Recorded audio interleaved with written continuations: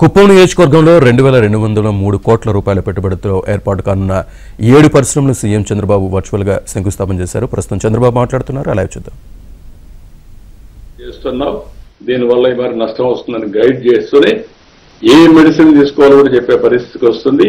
అవన్నీ చేస్తామని చెప్పి కూడా నేను మీకు తెలియజేస్తున్నా. ఇప్పటికే సంజీవన్లో 57,545 సర్వీసులు అందజేశాం. ఇక్కడ క్వాలిటేటివ్ సర్వీసెస్ నేను ఎవ్రీడే మానిటర్ చేస్తున్నా. దీన్ని లాజికల్ గా తీసుకెళ్తాం. భవిష్యత్తులో ఒక వినూత్నమైన కార్యక్రమం ద్వారా ముందుకు పోతామని చెప్పి కూడా నేను మీకు తెలియజేస్తున్నా. ఇంకొక పక్కన మీరు ఒకసారి చూస్తే ఎడ్యుకేషన్, కుప్పాన్ని ఒక ఎడ్యుకేషన్ హబ్గా తయారు చేస్తాం. మన పిల్లలు కాకుండా బయట నుంచి కూడా రావాలంటే ఇక్కడికి వచ్చి చదువుకునే విధంగా ఒక ఆహ్లాదకరమైనటువంటి ప్రశాంతమైనటువంటి ప్లేస్గా తయారు చేసి దీన్ని ఒక ఎడ్యుకేషన్ హబ్గా తయారు చేద్దాం. ఇప్పటికే యూనివర్సిటీ ఉంది, మెడికల్ కాలేజ్ ఉంది, ఇంజనీరింగ్ కాలేజ్ ఉంది. ఇంకా మనకు 2-3 ఇంజనీరింగ్ కాలేజీలు వచ్చాయి. ఇంకా మనకు హై స్కూల్స్ ఉన్నాయి, పాలిటెక్నిక్ ఉంది. ఇంకా కూడా ఏమేమి కావాలో అన్నీ పెట్టి మనకు కావాల్సిన నిన్నే కేంద్రీయ విద్యాలయ స్కూల్ కూడా వచ్చింది, కృషి విజ్ఞాన కేంద్రం వచ్చింది. ఇవన్నీ కూడా వచ్చిన తర్వాత మీకు చాలా వరకు ఈజీ అవుతుంది.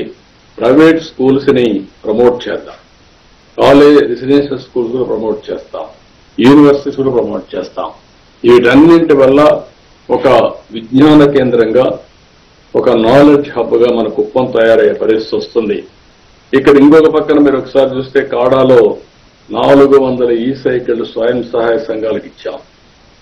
స్వర్ణ కుప్పం, స్వచ్ఛ కుప్పం.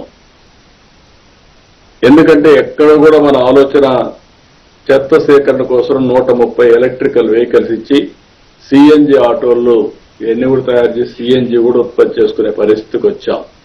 ఈ సంవత్సరం మార్చి కల్లా జీరో ల్యాండ్ ఫిల్ నియోజకవర్గంగా తయారవుతుంది. ఈ దేశంలో ఒక మోడల్ అవుతుంది. సింగిల్ యూజ్ ప్లాస్టిక్ నిషేధించాం. నెట్ జీరో లక్ష్యంగా ముందుకు పోతున్నాం.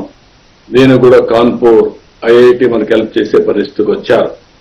ఇవన్నీ ఒక ఎత్తు అయితే ఇన్ఫ్రాస్ట్రక్చర్ లో మీరు చూశారు, అన్ని ఊర్లకు సిమెంట్ రోడ్లు వేస్తాం, బీటీ రోడ్లు ఉంటాయి.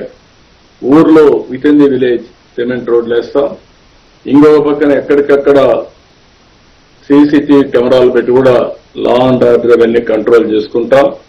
ఇవన్నీ చేసి ఈ సంవత్సరంలో మీరు చూసినప్పుడు ఈ రోడ్లన్నీ కూడా కంప్లీట్ అయిపోతే ఈ ఏడాది చివరికల్లా LPG crematorium, Kuppam central park, వచ్చే ఏడాదిలో Dekepalli park, model bus station, NTR sports complex ఇవన్నీ వస్తాయి.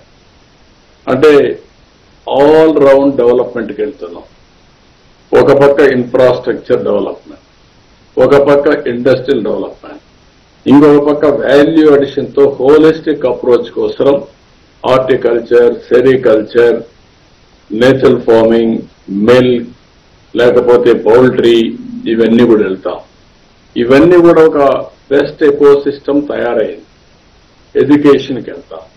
ఇవన్నీ వచ్చినప్పుడు నాకు కావాల్సిన మీ దగ్గర నుంచి ఏంటంటే, నేను అప్పుడప్పుడు చూస్తా ఉన్నాను, ఒకరిద్దరు లేనిపోయిన సమస్యలు కూడా క్రియేట్ చేసుకుంటున్నారు. ఈరోజు ఎయిర్పోర్ట్ మీరే అడుగుతున్నా.